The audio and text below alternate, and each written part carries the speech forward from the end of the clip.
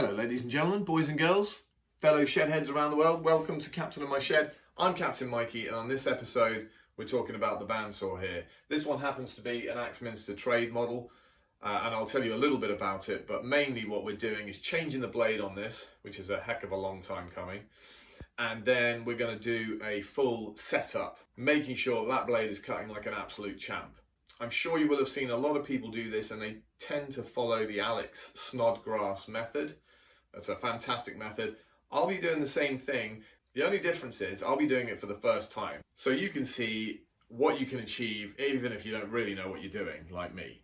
Now, I have already done the setup, so I can tell you it was a success. However, I did come across one problem that couldn't be resolved by referring to the videos that I've seen online. And it might be a problem that you too have. To do with the alignment of the whole table in relation to the saw itself. So I'll show you how I go about that as well. And at the end, I'll show you how this thing is now cutting. Spoiler alert, they're bloody lovely.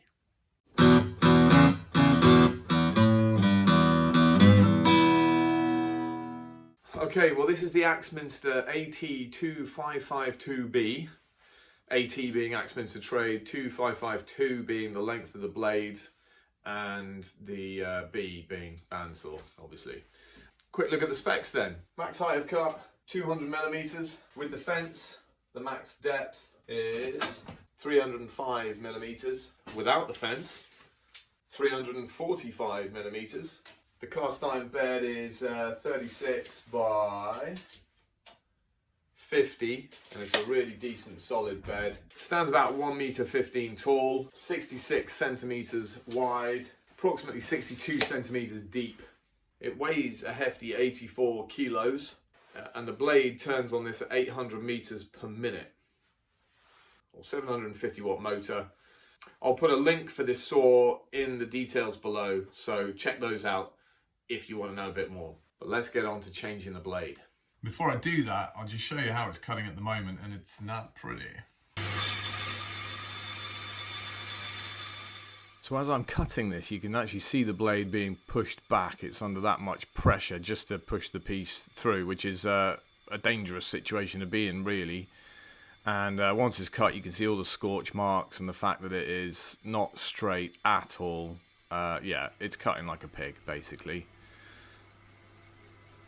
I'll take you through the steps of setup one by one, and I'll explain as we go. And the first thing to do obviously is clean out the saw, blow away all that dust, and now we can take the tension off the blade. And apologies for this shot, you don't really want to be looking at my back. It would be much more useful to get a better angle on this, but all I'm doing is taking the blade off and out of the way of the machine.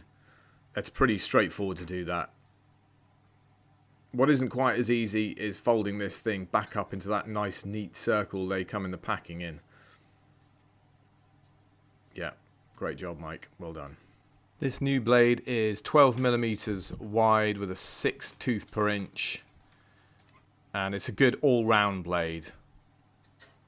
I'm going to put this on now. Use gloves just to stop yourself from picking up an owie. It's not going to cut you desperately badly, but it's not going to tickle either if you get caught on it. Next step after this is to take the guides and pull them back and out away from where the blade is going to run. And I'm just going to show you this on this particular Axminster. That's how that particular bearing is moved out of the way, just by turning the center bolt as it's offset. Same thing top and bottom, and now we can put the blade on.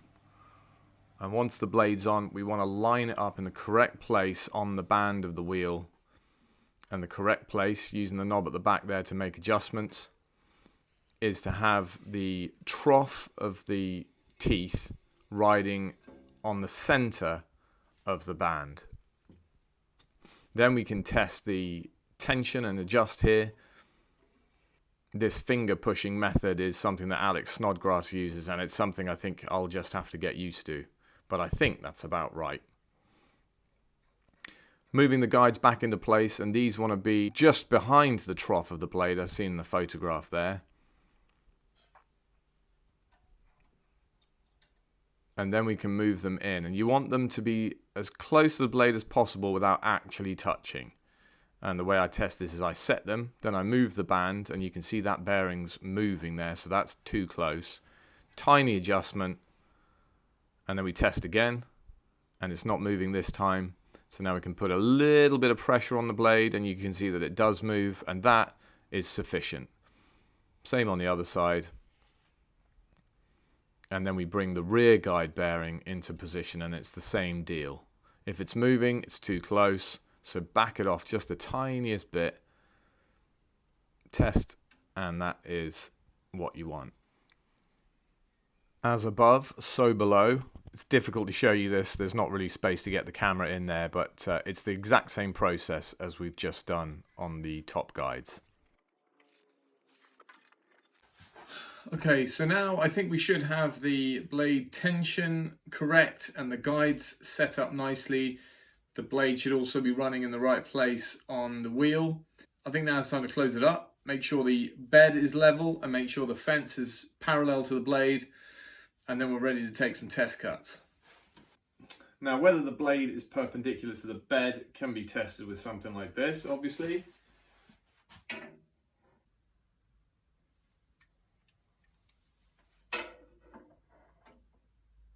But I did see a nice little trick for this the other day, and I thought I'd try it out and show you in the process.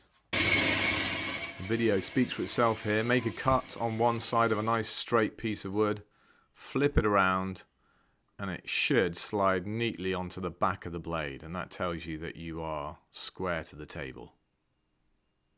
Just for double measure, flip it over, as long as it's straight and parallel, test again. Perfect. So we're now on to aligning the fence. I'm using a ruler just to give me an extended impression of the blade alignment.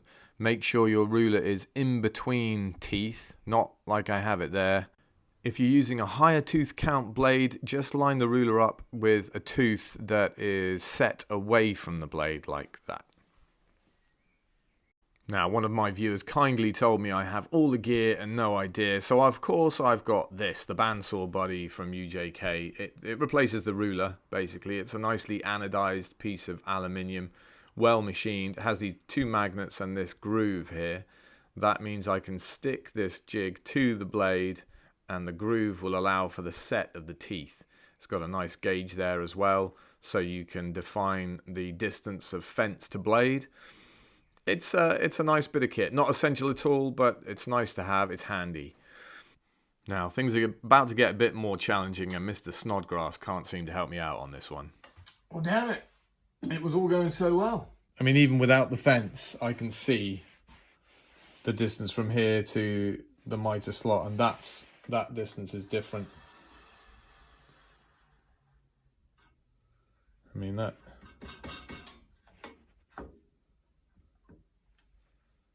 Nearly 9 mil. So there's 3 bolts underneath the table, and if I'm a little bit lucky, loosening those bolts will allow me to adjust the table just enough and twist it anti-clockwise and bring it into alignment with that tool.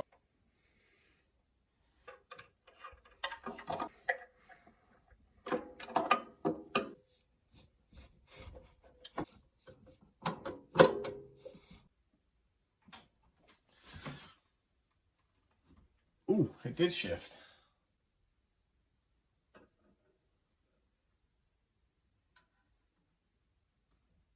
A little tappy tap, a little tap tap taparoo.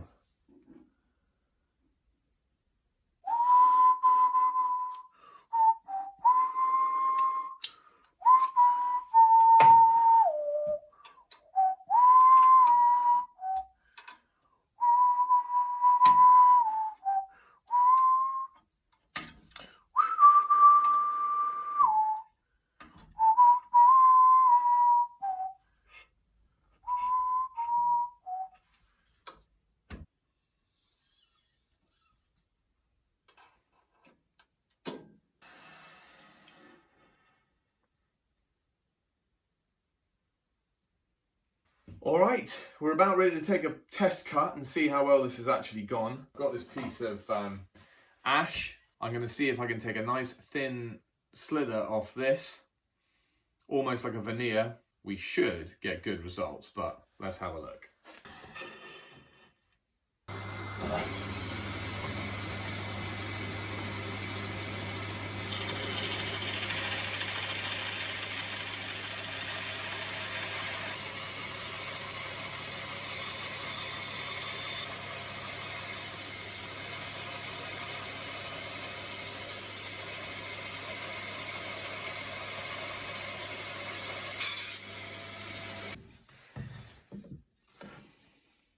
Well, thank you very much, Mr. Snodgrass, because that is bloody brilliant.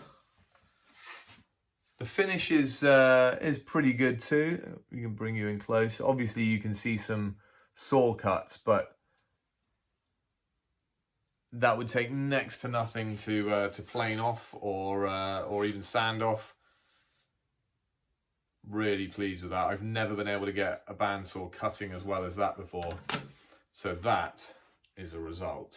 Hopefully this video is helpful for everyone, but if you've got any questions, please put them in the comments below. I respond to every comment. I won't necessarily have the answer, but I will try and point you in the right direction if I don't. So thank you very much for watching. As always, please think about subscribing if you haven't already, and I will see you on the next video. Take it easy.